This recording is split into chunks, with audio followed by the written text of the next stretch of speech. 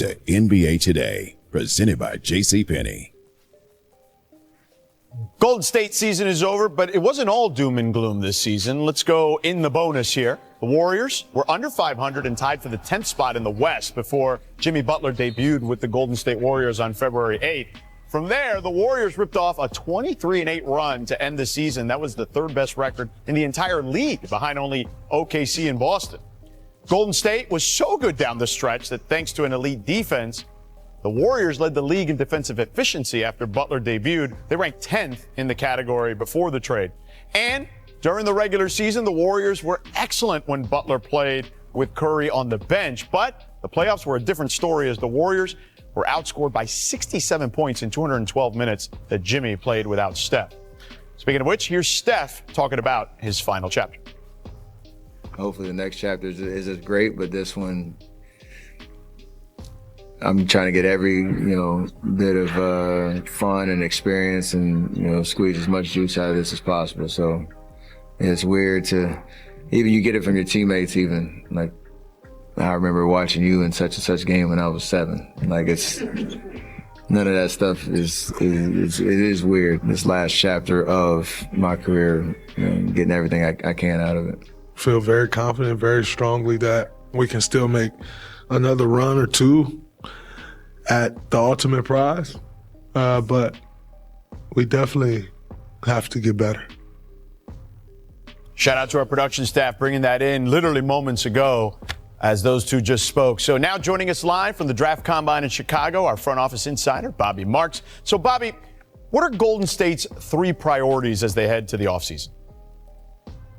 I think the first one, George, is keeping that Stephen Curry window to compete for a championship open. We saw GM Mike Dunleavy Jr. at the trade deadline go out and trade for Jimmy Butler. Remember, Curry, Butler, and Draymond Green are under contract for the next 2 years. So there is a 2-year window for them to try to win another championship. The second thing, and this is the most important, is the restricted free agency of Jonathan Kuminga.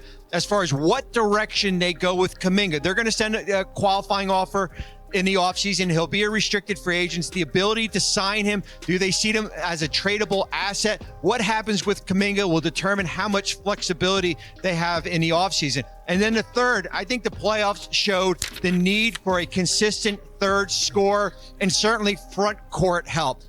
The Kuminga contract will determine as far as what flexibility they have. Will they have that non-tax mid-level exception here? But these are the 3 priorities for Golden State going into the offseason. All right, Bobby. Now, let's get UD and Perk back in the discussion here. So, Father Time's undefeated, Perk, okay? So, this Warriors team ain't getting any younger with Jimmy, Draymond, and Steph. How optimistic are you that they can make another push for a title next season? Well, I mean, look, the league is getting younger, right? I mean, anytime you have Steph Curry, you got to keep that window open. But I think they missing a big right now. Yeah, they need a guy that's gonna go out there and get you 15 and 12, average 15 and 12 a night. Hell, think about all the teams that are still playing right now. The Knicks, they got Karl Anthony Towns. Indiana, Miles Turner. Obviously, Denver, you got Jokic. OKC, you got Hartenstein, and you got Chet Holmgren. You got to go get you somebody in the middle, not just defensively, a dynamic roller. When was the last time Steph played with a lob threat? Oh, man, you'd have to go way back. I mean, if you think about it. UD, what do you think of the situation? You brought up a center. They were linked to a Nick Vucevic during the trade deadline. That did not come to fruition. But what do you think they need? Like Aretha Franklin say, ain't no way. Ain't no way Steph get back to another championship no time soon in these 2 years. I mean, the West is getting better. These young boys is getting more and more confident. I mean, you look at it, Steph and Jimmy, they unlock one another, but the center position. And also Jonathan Kuminga. They need a long, athletic, lengthy scoring wing that can get it done on the wing and just take some of that pressure off Steph and off Jimmy. They have the coach. They have the championship pedigree. They just need the pieces. The center position, they ain't had a center since Andrew Bogut.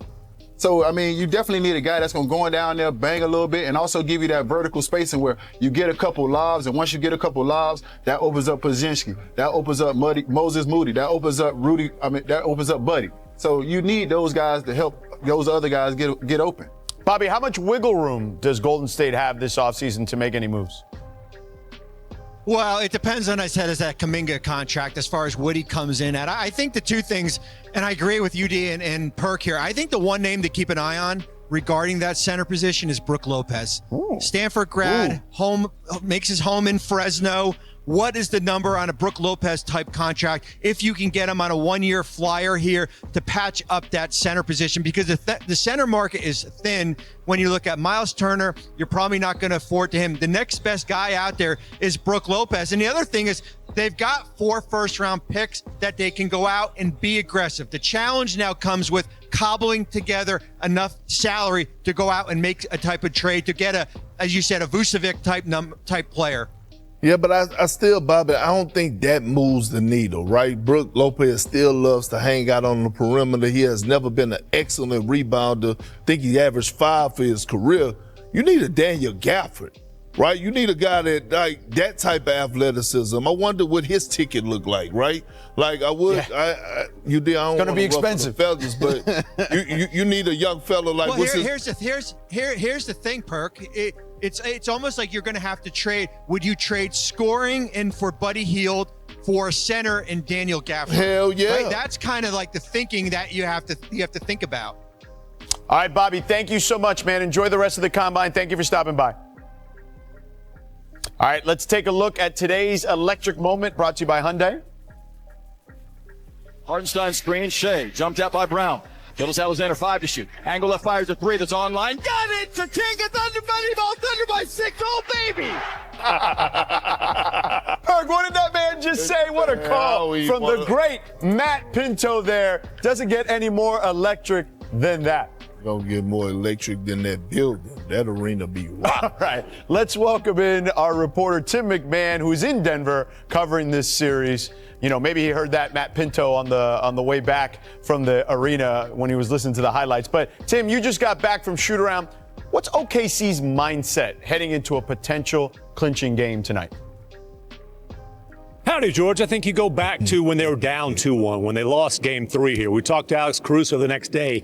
He said, I just know that the Denver Nuggets, this proven championship team, is the challenge that's going to bring the greatness out of this group, this young team that won 68 games. They responded to that challenge down 2-1, were able to win the next couple games. They've proven they can handle adversity. They know this is going to be the biggest challenge yet. You're trying to close out Nikola Jokic, Jamal Murray, the Denver Nuggets on their home court. And look, this isn't a Thunder team that gets real up, real down. Very focused, very mature. They know exactly what kind of challenge they have ahead of them tonight here in Denver. To your point, Tim, their head coach Mark Daigneault likes to say that after games, they like to get back to a neutral state of mind. So to your point, not too high, not too low. Don't matter about dwelling about the past, good or bad, doesn't matter. Now, OKC hasn't played in a lot of these tight games this season, clutch games this season. They've only played in 24 in the regular season. They've played 3 in this series alone. They won that last one, or last couple now, actually, so 2 in a row. What do they have? What have they seen from SGA, particularly in those tight games the last couple of times out? Yeah, do you remember at game 3, they did not get it done in crunch time. He's getting taunted by Nuggets fans walking off the floor. What did he do? He had a big smile, and he talked about he knows he gets another chance. That, he gets to prove himself the next game. The way that they've played down the stretch in these last couple games, especially with Shea Gilgeous-Alexander, like the guy is cool. He's confident. And, Caruso today talked about the unwavering trust that they have in Shea to close these games out. But it's a two-way street. Shea has shown trust in his teammates, moving the ball when it's appropriate. Think about the big shots Lou Dort hit last game, the big shot Jalen Williams hit. The game before, it's guys like Aaron Wiggins, Cason Wallace. So unwavering trust, that's a two-way street. That's what you've seen in these last couple games for the Thunder to be able to close them out. Tim McMahon, our man in Denver for OKC against the Nuggets. Adios, amigo. Adios. All right, coming up, the WNBA. What's your favorite team? Comment below, and if you liked the video, please leave a like. This really helps the channel grow and brings you even more content. Oh, and if you're not subscribed yet, what are you waiting for? Click the subscribe button and activate the bell to receive all notifications. With each game, we notice that the NBA is getting more competitive every day, and all the teams are looking for reinforcements to win the championship. And only here can you follow your favorite team daily with incredible content from different sources. Here on the channel, there are new videos every day with analysis, curiosities, and the best moments in basketball. That's it for today, folks. Thanks for following along. The NBA doesn't stop, and neither do we. Until the next video. NBA, the passion that connects us.